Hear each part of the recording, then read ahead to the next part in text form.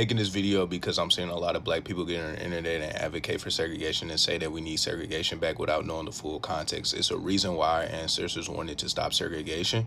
Now, when we talk about segregation, segregation is a very nuanced topic, but when most people are referring to segregation / Jim Crow, they're referring to this thing called the nadir of American race relations.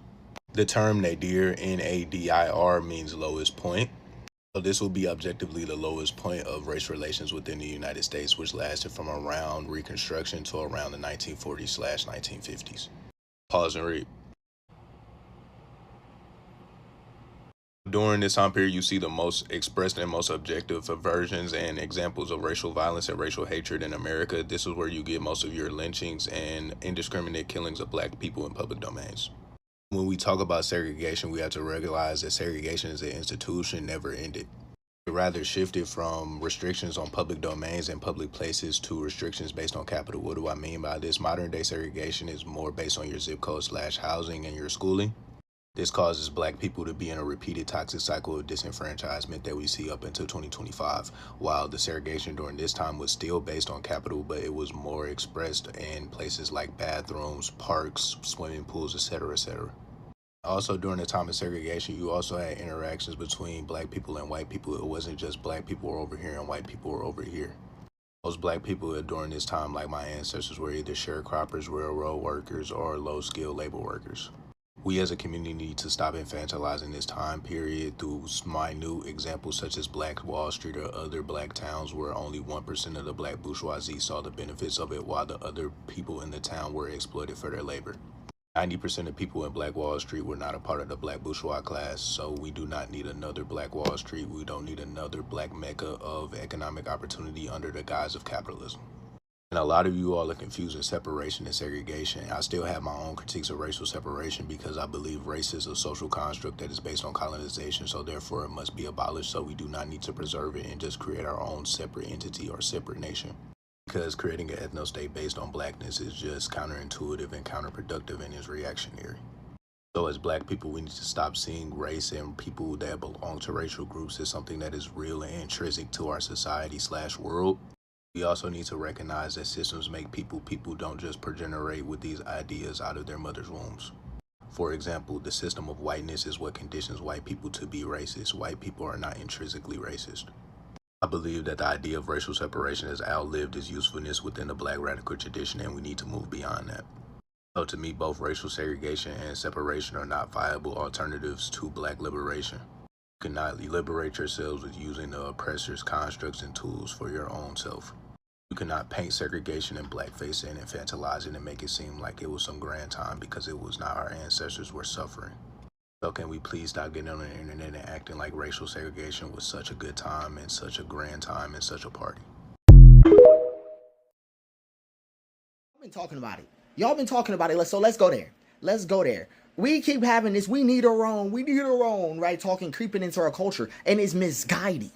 It's misguided and potentially lethal if we don't interrogate it, right? So here's the thing. Fetishizing segregation is not the same as advocating for autonomy. It is not the same. It is not the same. I need y'all to understand, under a leader like Trump, it's going to make it look like black empowerment. It's going to make it look like we was getting freedom. But it can be weaponized into sanctioned isolation and erasure. Okay? Sanctioned isolation. Do you hear what I'm saying? So the rise in discourse, right, especially online, especially on the internet, I seen this video piss me off so bad. This girl on the talking about the take, she's sitting on a train talking about, oh, okay, we want segregation back. We were better off, people always say this. People always say this stupid stuff. We were better off when we had our own schools, towns, and businesses. Integration destroyed the black community. We could go back to being separate from white people. Y'all hear this all day. I hear this all day. On the surface, it feels empowering, right? It references real things. References Black Wall Street. References, all the catastrophes. I could go on and on. It references real things and the sense of the community that came with the self-reliance, right? But it romanticizes trauma and ignores violent context and invites structural danger into today's political climate. We don't need this right now. I'm telling you, we don't need this right now. But here's why it's dangerous, right? It ignores that segregation wasn't just separate. It was deliberately unequal. Okay? Deliberately unequal. The state withheld resources from black communities. Separate schools meant inferior funding. Infrastructure, safety, and medical care were all neglected. This was not thriving. separately. It was surviving in spite of oppression. And this is something that I gotta stop hearing y'all say. Y'all keep saying, I made it. I made it. Right? It's like how black guys are like, I don't need no woman to make it. And I've seen black women go, well, you know, if we all in the same situation, how come we just hold it on? I have not described thriving one time on this page talking about black people. Only thing I talk about thriving is the hope in what we have already. But all of our history, right? When we thrived, cool. But if we consume the greater context, right, that is segregation, if you want to lock in with me, then don't play games. Don't play games like our history was just some kind of fun amusement park we got to dance through.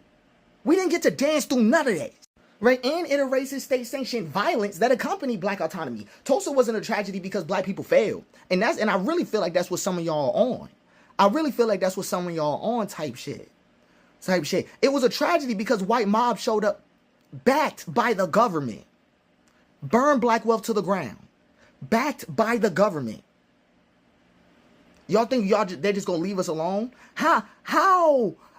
Like, come on. Like, the entire country of Liberia is segregated from the United States. They push black free men, right, and free people, free women, send them off, right away. Did we help Liberia? Did we give them resources? Have we restored their economy? Are we talking about them right now? They won't talk about us then. They won't do it, right? And also, here's the thing. If segregation returns under Trump, it won't be black-led. It'll be state-enforced division, disinvestment, and surveillance. Okay, so under somebody like Trump, the desire to build your own gets co-opted. He's going to co-opt that. He's excited to hear us get like this. He's fanning for it. Okay, stay in your zone, stay out of ours. That's what y'all not ready to hear. Separate schools, funding, housing, and courts. That's what y'all not ready to hear. That's not empowerment. That is legal apartheid that we are advocating for as black people every time that we talk about segregation. Every time. And let's actually go back. Let's actually lock in. What is it going to look like under Trump? It wouldn't mean black. What would Trump segregation look like? It's not going to mean Black Wall Street 2.0. It's not even going to mean 1.5. It's not even going to be '07. Okay? School funding is going to get redirected into traditional white communities under the banner of choice. Revival of red line style zoning, right? Through the freedom of association laws. Black cities rebranded as high crime zones, targeted for police overreach and surveillance. You think they just not coming in? We got to be serious about the problem, right? Like, be so serious. I was literally fighting not to crash out last night over this exact same topic because too many of us want to be middle class but don't understand how they are lazy. Too many of us are looking for a leader, looking for an option. Okay, advocating for segregation is advocating for state-backed displacement. And you'd see a federal rollback of DEI, fair housing, and anti-discrimination laws reframed as ending woke overreach, right? Some of this is sounding similar, and that's because we're playing into the psyop. Okay, so patriot-only economic zones that isolate white capital and exclude progressive black cities. Black institutions surveilled under anti-CRT or anti-subversion laws. He would not call it segregation. He would call it respecting local values. And that's what makes it terrifying. So what are the actual pros to segregation? Because the nut jobs are going to be talking about pros, right? But let's actually talk about this, right? So the yearning for segregation is really a yearning for safety, stability, and community control. I get it. There are values in this conversation, but they must be separated from the method.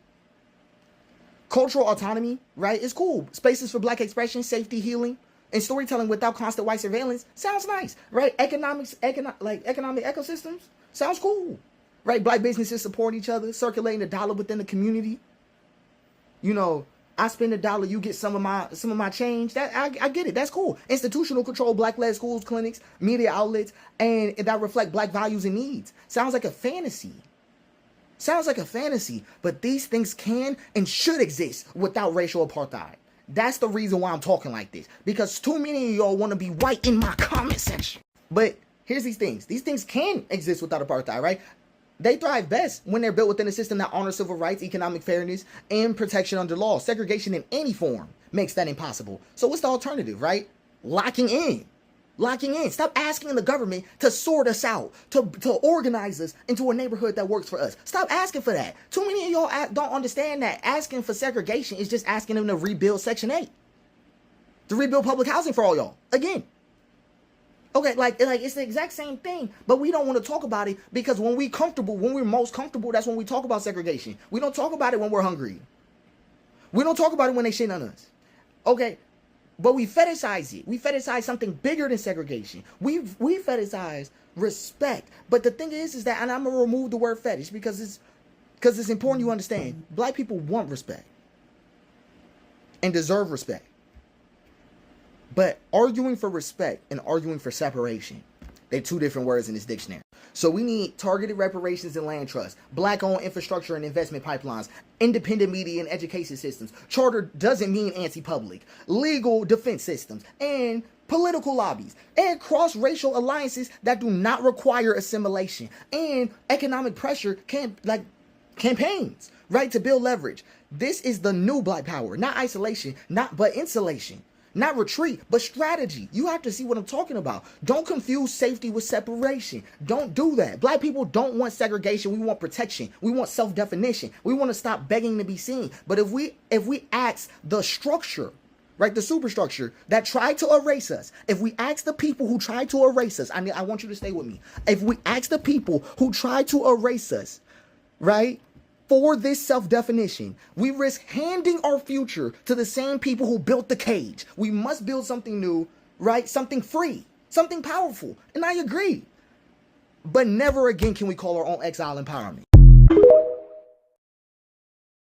One thing I'm not sure people appreciate about what segregation did back in the day is that segregation was a way of excluding Black Americans from economic and educational opportunities. It was a way to keep them away from capital building, away from cultivating any of the kinds of things that might lead to material prosperity, and holding them down as a subordinate caste. And although we have these stories that are rightfully told about Black Wall Street, about these occasional prosperous Black communities, the fact of the matter is that the typical Black person living under segregation in the South or up North existed in a state of poverty and despair, often, that would take the breath away of most Americans today.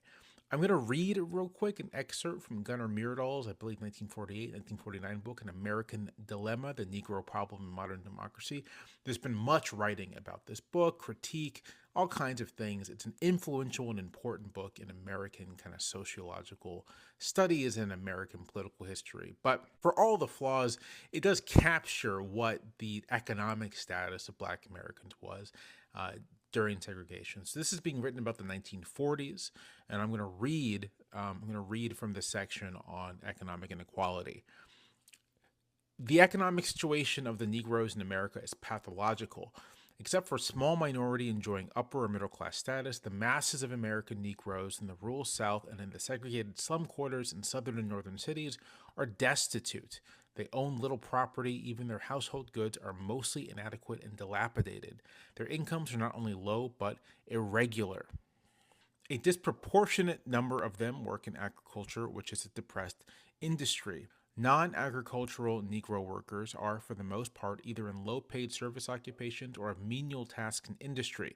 Few are skilled workers. Most of the handicrafts and industries in the South where they have a traditional foothold are declining. The majority of manufacturing industries do not give jobs to Negroes.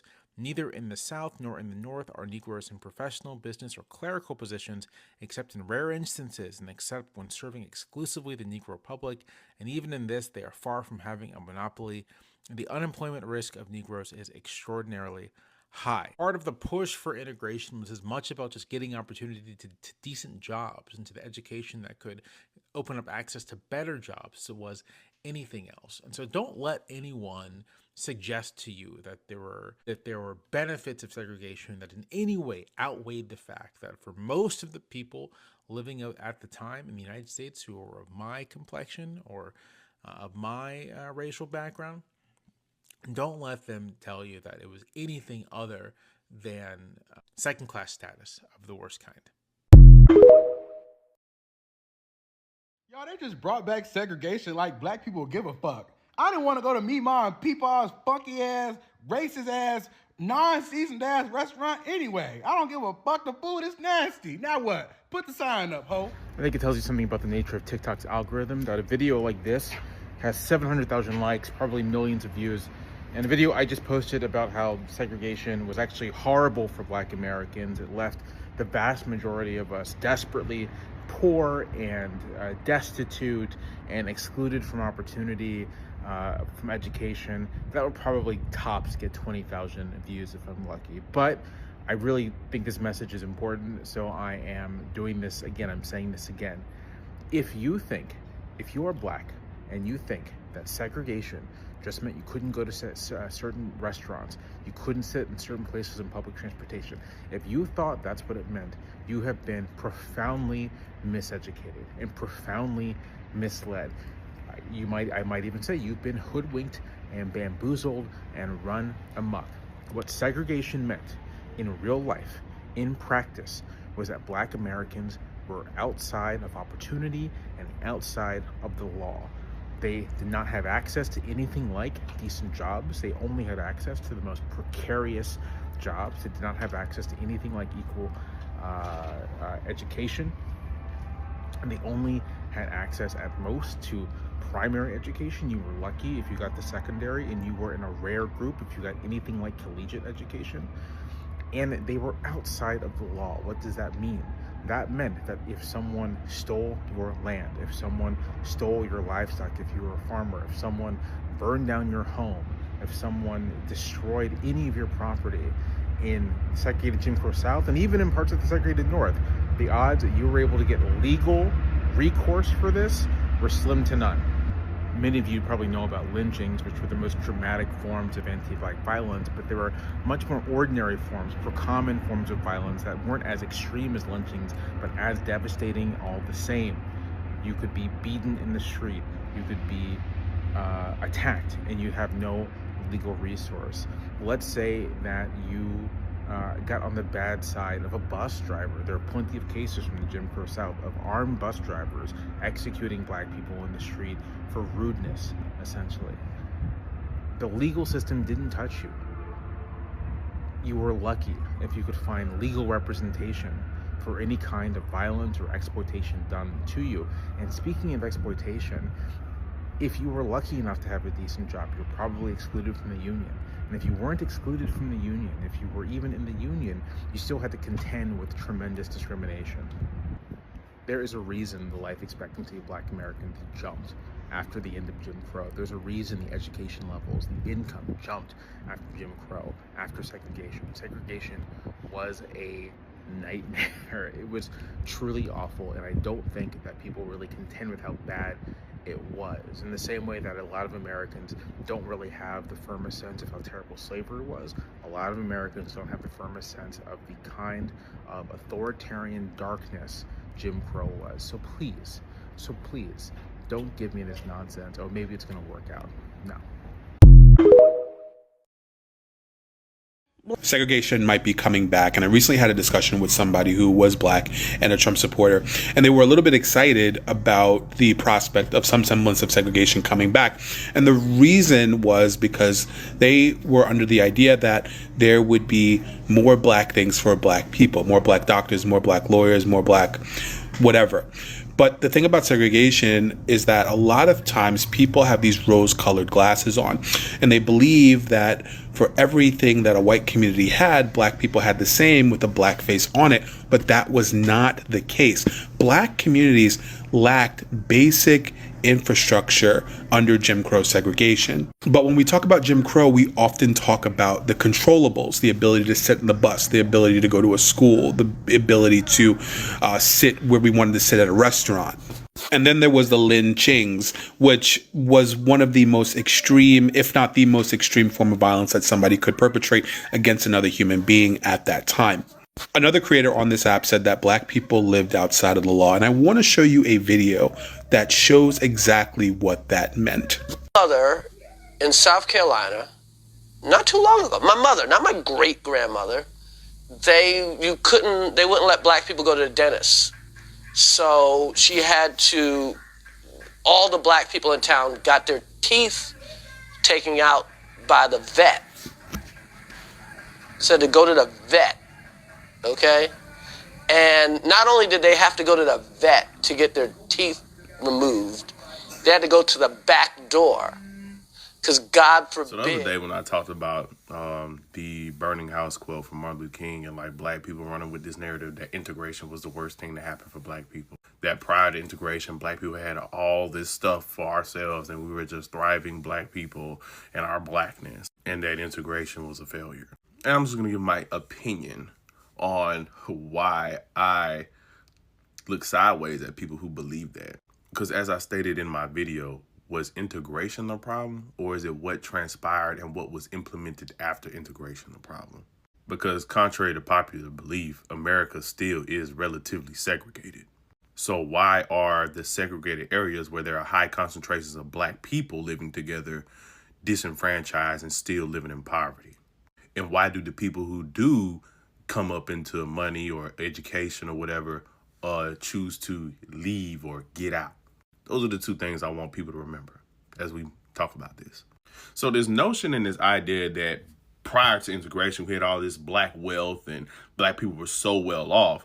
No, we were not. So on top of being racially discriminated above the Mason-Dixon line and going through Jim Crow below the Mason-Dixon line, most black people were poor, lived in poverty.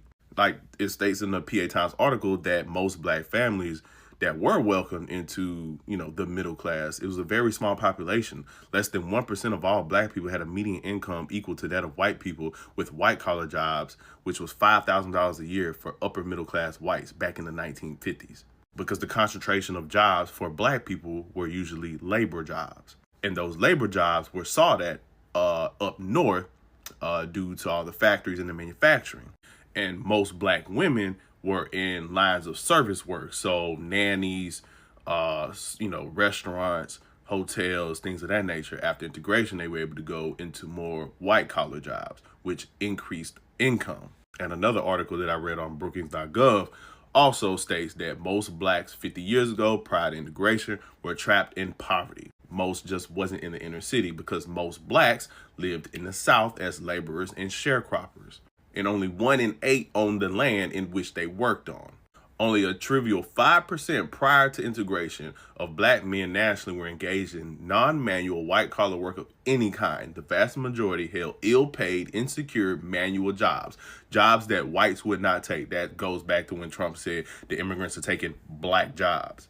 And again, 6 out of 10 African-American women were household servants who, driven by economic depression, often worked 12-hour days for pathetically low wages. Segregation in the South and discrimination in the North did create a shelter market for some black businesses like funeral homes, beauty parlors, barbershops, things of that nature. And they served the black community, barred from patronizing white establishment, but the number was minuscule. Like this idea that we had all these blackness and black storefronts and all this shit, that was a very small, it was like 9 cities throughout, that time period in which black people had wealthy, thriving cities. Of course, everybody knows Black Wall Street. I think there was one in Richmond. I think 10th Street in Dallas. Of course, Harlem in the 1920s. But it wasn't like that was just everywhere. Like, how do y'all think that people in the South were getting these business loans and these storefronts and this land, whatever. That's why the Great Migration happened. And that's how you got a lot of places up north and in California. I said, even now you could look at this map. Black people are still segregated. This is where we mostly reside, in the Southeast. Now, here are the numbers of post-segregation for black numbers in the middle class around 1967. So a few years after integration, and look at the numbers jump. In the 1967, only 22% of black people were in the middle class. So after the New Deal was struck and the federal minimum wage was passed, it decentivized Southern business owners from hiring low-wage black workers. So that's when the Great Migration happened, and most black people left during World War II, where there was a shortage of manufacturing. Southern blacks left to go up north, and that's where they found those wages. The wages were so much of a change that it was almost twice that of those people who remained in the South. But what did they do? After integration, what started happening? Those manufacturing, those automobile manufacturing, those type of factory work, they got dismantled, they got destroyed, they got outsourced overseas. They took away the one thing that allowed black people to have somewhat of upward mobility during that time. But even through that, black people were able to still thrive and continue to increase their middle class due to white collar work, right?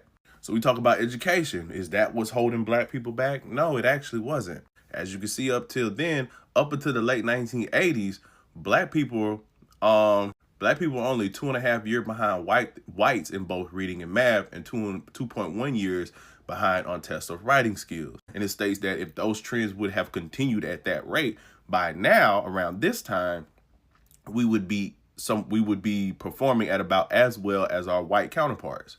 Instead, it came to a screeching halt between 1988 and 1994. Wink, wink. What start happening? Wink, wink. And by 1994, that gap increased from 2.5 to 3.4 years in both science and writing, and the racial gap widened. The article also goes on to state, as you could read, pause to read, that it was not also the poverty rate or the fact or the rise of single parent households that increased that gap. So y'all can stop blaming single mothers. But remember I said what happened? What's the why after integration? We are left with 3 tentative suggestions. First, the increased violence and disorder in the inner city lives that came with the introduction of crack cocaine and the drug-related gang wars in the mid-1980s. Basically deducing that chaos in the streets aligned with drugs were one of the key factors of learning inside and outside the home during that time period. Another article by the Chicago News stated that black men specifically have a low workforce participation, but it's not because black men don't want to work. It says roughly today, 1 in 8 U.S. males is considered prime earners, but is not working. That number is 1 of 3 for African American men. And what is the reason for our underwhelming workforce participation? States down there, mass incarceration. Jail had a terrible effect on young men, especially young African American men. You could think of incarceration policy as a sweeping even larger numbers of men, particularly less skilled men, out of small positive earnings into zeros. So with all that, black people are still segregated for the most part to this day. But the difference between what went on when we were segregated during Jim Crow South in our inner cities where black people were congregated compared to now in our inner cities where black people are congregated, there is usually gang violence and drug usage compared to back in the 1950s during segregation and prior to that. And like I said, what started happening in the mid 1980s, mass incarceration, school to prison pipeline, crack epidemic, gangster rap culture, gang war culture, and then even the black wealthy during that time period prior to integration, the black bourgeoisie and a high concentration of them belonged in New Orleans, right? And what happened down there? If you do any research on a black bourgeoisie class that was in New Orleans at that time, you know that they didn't fuck with poor black people. And the only reason why a lot of black bourgeoisie during that time dealt with black people is because they had to deal with black people. But at least back then they had incentive because they weren't going to get fucking shot and have to worry about fucking crack. Nowadays, when someone brings or tries to invest back into the city, what fucking happens? Nobody wants to willingly choose to be stuck around fucking gang violence and bullshit all day. Like, who wants that? But hey, this is all just my opinion. So y'all can take from this is what y'all want. You know, black people. One thing about us and 2 things for certain, we gonna turn any and everything into a joke, even to our detriment. And yes, I am regarding us joking about segregation. Now, I gotta admit and be real, when I first learned about them making segregation legal again, I made my own video getting my own jokes off. I did. I said they should do it because I look forward to seeing the white folks squirm and squeal when they can't get into our functions with all the seasoning and all the rhythm. However, I have since taken said video down because the more I thought about it and the more I saw other black creators making light of the situation, the more it began to dawn on me, we are firing off these jokes around mixed company, okay? And the last thing that I want to do is to be a black voice that they can use as a reference to defend why they're doing it and say, well, hey, they're cool with it. they're excited for it. So let's just go ahead and do it. I do not want to be a black voice that white people can use to validate what they about to do to us. We know we joking, but do they know we're joking? I don't think so. I don't. Not to mention, a lot of the jokes and skits I've been seeing are black people using the white power dynamics they used against us during that time back on white people, aka you're not welcome in our town type of vibes. And while I get the humor in it, I need for us to understand that will never be a reality in a white supremacist society, okay? The fantasy of black people being left alone by white folks, it is just that, a fantasy, okay? Separate but equal will never be a real tangible thing in this society. And I hate to burst the bubbles and to stop the laughter, but we do need to be fucking for real. We do. Because while yes, back then our community was more tightly knit, quote unquote, a lot of the things that we complain about within our community now, we were complaining about back then and was an issue as well back then. So us trying to frame segregation as the whiz, can you feel a brand new day? Don't get me wrong, I love us for real, but I also want for us to be for real, you know? All I'm saying is if you want to get the jokes off, get the jokes off in the group chat, because we are in mixed company. Yeah.